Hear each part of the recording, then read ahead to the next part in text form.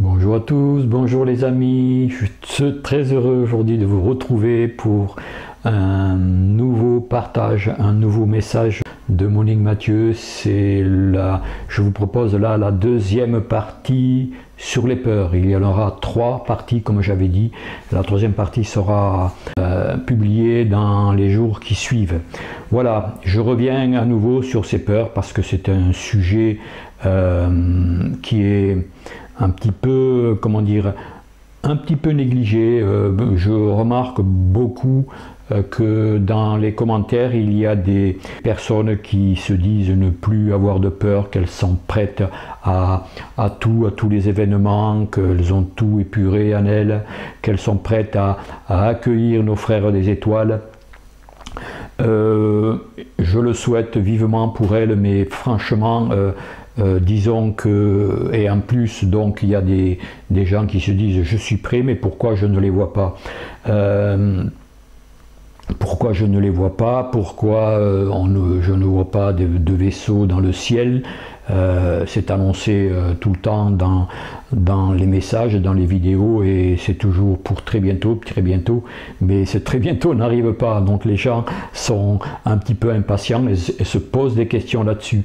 Et il a été répondu, même pour moi-même, moi-même qui suis très impliqué dans cette transformation, il a été répondu que si nous ne voyions pas d'apparition, si nous n'étions pas témoins de ces vaisseaux, de ces êtres qui sont présents dans l'invisible, qui sont tout près de nous, mais nous ne les captons pas, nous captons peut-être leurs énergies, mais nous ne les voyons pas. Et donc, si cela n'arrive pas, c'est parce que ça risquerait de perturber notre évolution, notre travail que nous avons encore à faire, que nous avons à épurer toutes nos peurs, toutes nos dysfonctionnements, tous nos fonctionnements, toutes nos paroles, pensées, nos actions aussi qui ne sont pas toujours parfaites, nos comportements, et tout cela, perturberait ce travail. Donc tant que nous avons encore des choses à faire, tant que nous avons encore à travailler sur nous-mêmes, eh bien il n'y aura pas de ces merveilles que l'on attend dans le ciel, et puis il n'y aura pas aussi de débarquement tant que nous ne serons pas pris. N'oublions pas que ce qui se passe en ce moment, c'est pas valable que pour nous dans notre petit pays en France, c'est valable pour toute l'humanité. Les aides de lumière disent souvent nous parlons pour toute l'humanité, et si nous devions apparaître en masse aujourd'hui dans le ciel, ça serait pour énormément de personnes un traumatisme, ça déstabiliserait beaucoup de gens et ça serait plutôt négatif pour leur évolution. Donc tout se fait à un rythme, comme je l'ai déjà dit, à un rythme qui suit notre propre évolution. Nous évoluons tout doucement. Les aides de lumière s'adaptent à notre rythme, et suivant les résultats dans l'avenir, si nous avons fait le travail nécessaire, eh bien à ce moment-là, il y aura tout ce que l'on attend depuis très longtemps, ces apparitions, le débarquement, etc., etc. Mais restons toujours fixés sur le présent, ne cherchons pas à voir quoi que ce soit. Il y a des gens qui sont prêts et qui les voient, ces vaisseaux, il y a même des gens qui ont eu des contacts physiques avec les êtres des étoiles. Mais si vous n'en avez pas, c'est que nous ne sommes pas encore prêts pour cela, et ça viendra. Ne nous impatientons pas et ne cherchons pas toujours à vouloir chercher le merveilleux. Cherchons le merveilleux d'abord en nous-mêmes, c'est-à-dire que nous devons épurer, nous devons faire le ménage en nous, et quand le ménage sera tout à fait bien fait, que tout sera propre à l'intérieur de nous, à ce moment-là, le nouveau monde pourra prendre place, et ce sera à ce moment-là que nous aurons plein de bonnes choses qui vont arriver, que nous aurons ces contacts que nous attendons depuis très longtemps. D'ailleurs, nous, moi qui vais souvent à Sarlat avec Marie-Christine, je peux vous dire que quand nous allons là-bas, j'avais posé la question d'ailleurs, pourquoi vous ne faites pas un petit coucou physiquement, est-ce que nous ne voyons pas? Il nous avait répondu, pour l'instant ce n'est pas le moment, nous attendons toujours que vous soyez prêts, mais je peux vous dire que énergétiquement ils sont là, on les ressent. Nous ne les voyons pas, mais ils envoient toute leur énergie, leur présence est là. On ressent cette énergie d'amour qu'il y a dans la salle où nous nous réunissons. On ressent énormément de choses qui sont tellement fortes, même on peut attraper des suées, on peut attraper des petits malaises parce que on n'est pas habitué à avoir ces énergies et il faut que ça se fasse progressivement, que ça se fasse à notre rythme. S'ils faisaient ça, s'ils augmentaient leurs énergies trop fort par rapport à ce que nous pouvons intégrer, ça serait négatif et ça ne nous ferait pas avancer plus vite. Voilà, donc voilà ce que je voulais dire à ce propos. Et donc c'est pour cela que je refais donc que je vous propose un deuxième message sur les peurs qui s'intitule, vous l'avez vu dans le titre, quand les peurs s'en vont, l'amour arrive. Et c'est bien de cela qu'il s'agit. Développons cet amour en nous et vous verrez que tout va se passer comme nous le désirons et avec beaucoup plus de facilité et surtout avec beaucoup plus de rapidité par rapport à ce que nous attendons depuis si longtemps. Voilà, donc qu'est-ce qui perturbe vraiment notre évolution? Eh bien c'est toujours pareil, j'en reviens toujours à ce mental menteur, à ce mental qui nous met toujours des bâtons dans les roues, à ce mental qui cherche toujours à couper les cheveux en quatre, qui cherche toujours à des poux dans la tête, comme on dit, c'est la boîte à poux, comme Kiris Casasnovas l'appelle. Nous avons une boîte à poux et qui tout le temps nous gratte, nous pique, nous interroge. On veut toujours avoir des réponses à tout, mais on les cherche à l'extérieur. Les réponses, nous les avons, mais nous oublions qu'elles sont en nous. Elles sont vraiment là, ces réponses. Tournons-nous vers notre propre intérieur et arrêtons de chercher toujours à l'extérieur des réponses que l'on n'aura jamais complètement. Le mental toujours galope dans ce sens. On devrait plutôt l'apprendre à se tourner vers l'intérieur et à réfléchir avec notre ressenti à partir de notre cœur. Alors, ce que je voudrais vous proposer là, c'est justement un message concernant ce mental qui est très démonstratif. Je vous le lis vite fait avant de vous proposer le message de Monique Mathieu. Vous êtes en perpétuel mouvement, vous ne laissez pas le temps au temps. Une pensée chasse l'autre en permanence et vous ne savez plus qui a généré cette pensée, si c'est votre ego, si c'est votre âme ou votre conscience supérieure qui équivaut à votre âme. Alors, apprenez à vous poser. Apprenez à consacrer quelques minutes chaque jour pour essayer de faire le vide. Restez assis sans rien faire, sans rien penser. Vous pouvez rêver, vous pouvez penser à des beaux paysages, à des choses heureuses. À ce moment-là, ce n'est pas votre mental ni votre ego qui interviendront, mais vos pensées supérieures. Vous avez besoin d'un repos au niveau de la pensée, d'un repos au niveau des très grands bavardages de votre mental. Ce repos est nécessaire pour pouvoir intégrer de nouvelles données, pour pouvoir intégrer de nouvelles connaissances. Voilà. Ce message parle de lui-même et je trouve qu'il est très clair et très explicite. Avant de vous proposer ce beau message « Quand les peurs s'en vont, l'amour arrive », donc c'est une deuxième partie, comme je l'ai déjà dit au début de la vidéo, je voudrais vous citer un témoignage de Cathy Rur. Il est un peu long, mais bon, il mérite vraiment d'être publié. Il mérite que je vous le lise, ce témoignage, parce qu'il a un rapport toujours avec ce mental, avec les peurs, etc., etc. Et c'est très important. Ce message, je pense qu'il est très parlant et qu'il pourra vous apporter quelque chose par rapport à vous-même. Alors, Katirur me dit ceci. Merci Jean pour ta définition du mental.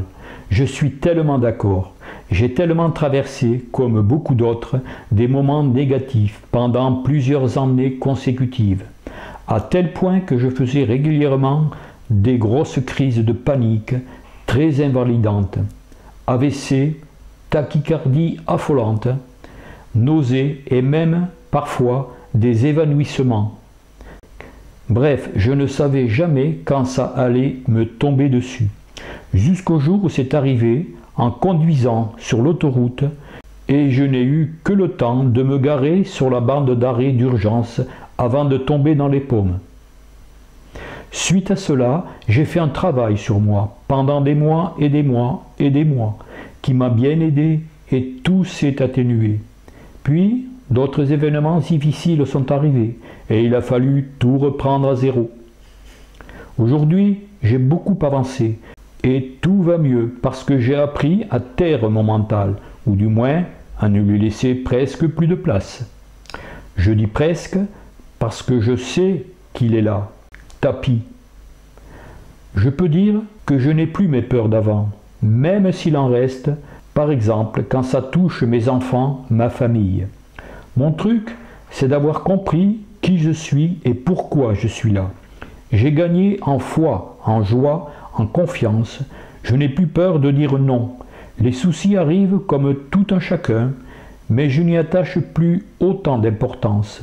Ça glisse, et j'ai remarqué qu'en remplaçant mes peurs par de l'amour, eh bien, tout s'arrange, sans que j'aie besoin d'intervenir.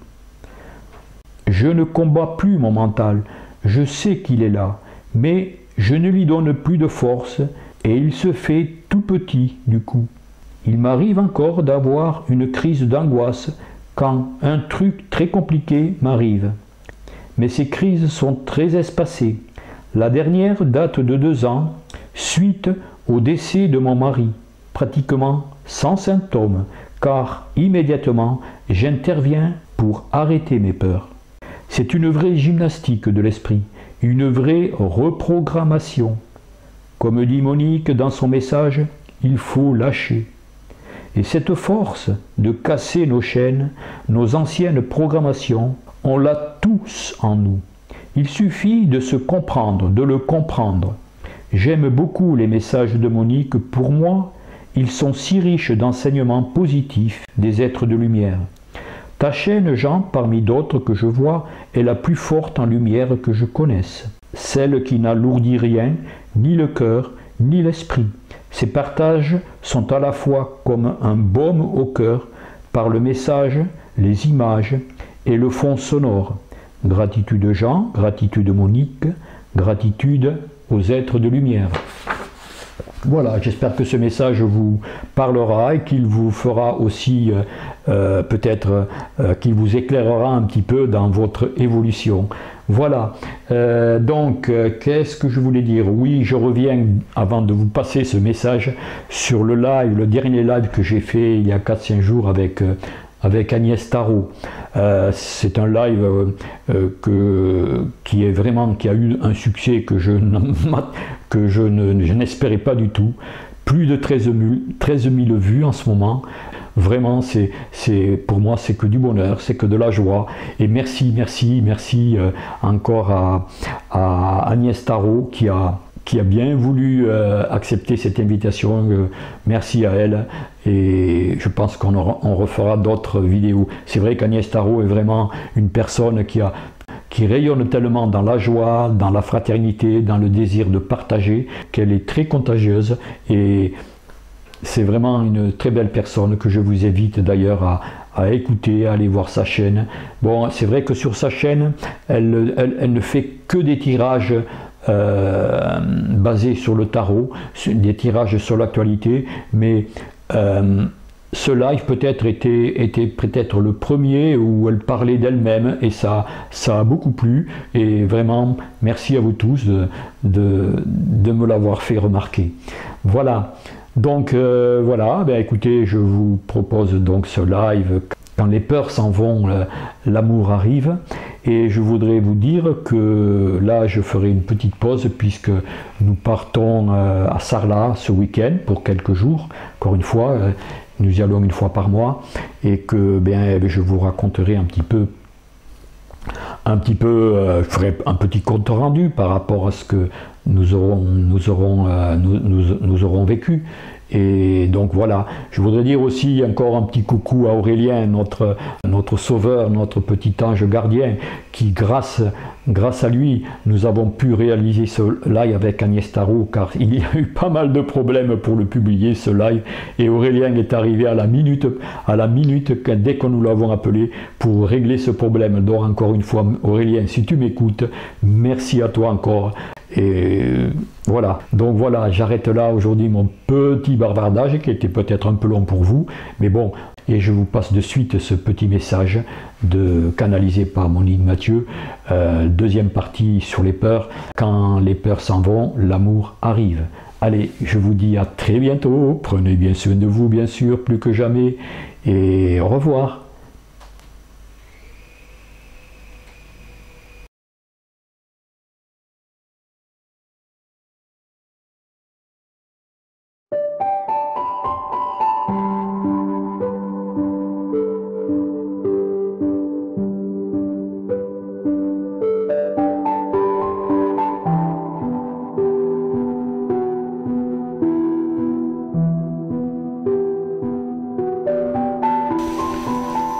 Les peurs. Les peurs sont un vaste sujet. Elles font partie d'une des principales clés de l'évolution et aussi de votre incarnation. Avant de vous incarner sur ce monde, vous n'aviez pas de peur. Mais dès que vous quittez une grande paix, une grande sérénité, un grand amour, et que vous vous incarnez dans la matière, vous prenez tout ce qui est inhérent à la matière. La matière ne se reconnaît pas, elle a peur. Votre ego fait partie de l'énergie de la matière. Votre personnalité est à cheval entre la matière et l'esprit ou l'âme. La peur fait partie intégrante des mondes de troisième dimension. Pourquoi toutes ces peurs? Tout simplement parce que l'âme, en s'incarnant, se coupe de sa source, de sa lumière, de sa grande famille spirituelle. Elle est livrée à elle-même dans un corps, dans une expérience. Et cela est très difficile parce que cette expérience est recommencée de vie en vie jusqu'à ce que l'âme ait pu accomplir ce pourquoi elle a été destinée. Tout a peur sur ce monde. Les végétaux ont peur. Ils ressentent cette vibration. Les minéraux ont peur. Ils ressentent la souffrance que peut créer un être humain quand il fait exploser des bombes. Lorsque les humains cassent des cristaux, le cristal intègre une sorte de peur. Ce n'est pas la même peur que celle que vous pouvez ressentir, mais c'est tout de même une peur. Des expériences ont été faites avec des plantes, et celles-ci ont non seulement ressenti la haine, tout au moins ses énergies, mais généré une forme de peur. Le monde animal est un monde où la peur est très présente, peut-être encore beaucoup plus présente que chez les humains, ce qui n'est pas forcément exact pour tous les humains. La peur fait partie d'une vibration qui est dans ce monde et qui a été amenée pour certaines de ces peurs par des énergies de la lumière sombre. Les peurs émises par les êtres humains et même par le règne très proche des animaux nourrissent certaines entités qui font tout ce qu'elles peuvent pour générer leur propre nourriture. Et vous êtes cette nourriture lorsque vous engendrez des peurs en permanence. Dès que vous avez conscience qu'une partie de ces peurs est inexistante et que vous nourrissez continuellement cette énergie, vous pouvez faire marche arrière et dire « Stop ». Que pouvez-vous opposer à la peur? Tout simplement la confiance. Les êtres humains sont pétris de peur, de la plus insignifiante à la plus réelle. Vous éprouvez des peurs salutaires et d'autres complètement inutiles. Dès que vous serez maître non seulement de vous-même, mais aussi de votre destin, puisque vous le créez à chaque instant, que vous rejetterez totalement ces peurs qui vous submergent, qui parfois vous paralysent, et que vous les reconnaîtrez, elles disparaîtront parce que leur énergie ne sera plus du tout en résonance avec vos propres énergies. Pour cela, vous pouvez demander de l'aide à vos guides, à vos maîtres spirituels, si vous en avez, pas à vos maîtres incarnés. Vous pouvez demander de l'aide à la lumière et à l'amour christique. Mais vous pouvez aussi et surtout demander de l'aide à votre être intérieur et lui dire tout simplement « En ce moment, j'ai des peurs que je ne peux pas gérer. Je te les offre. » Vous pouvez dire la même chose à vos guides, aux êtres de lumière. « Je vous offre mes peurs, gérez-les pour moi, débarrassez-moi. » Les peurs sont des énergies qui vous empêchent de faire l'unité entre la conscience humaine et la conscience divine. Elles sont un barrage. Vous pouvez réellement travailler sur vos peurs. Il faut que vous puissiez les reconnaître. Chaque fois que vous êtes dans une situation qui peut générer une peur, essayez de la comprendre. Essayez aussi de la minimiser, puis de l'ignorer, de l'éclairer.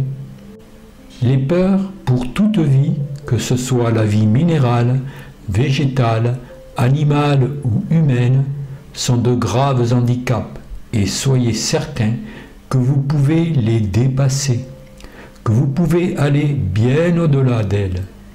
Si vous êtes vigilant par rapport à vous-même, à un certain moment, vous comprendrez le travail que vous avez accompli et les peurs ne vous perturberont plus.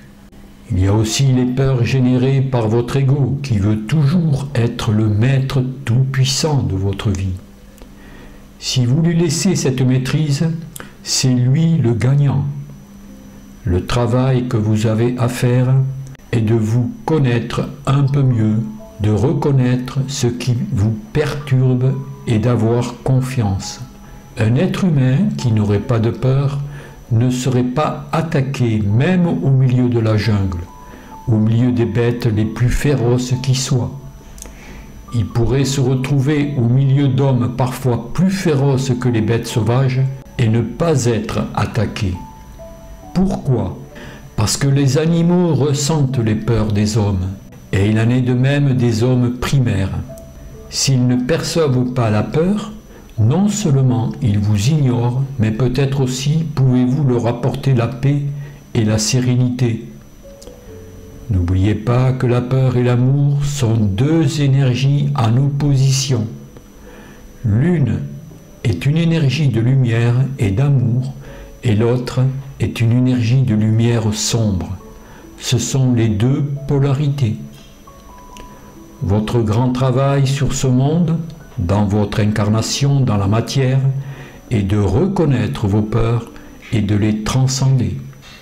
Nous pourrions parler des peurs des heures et des heures, car elles ont 1001 visages.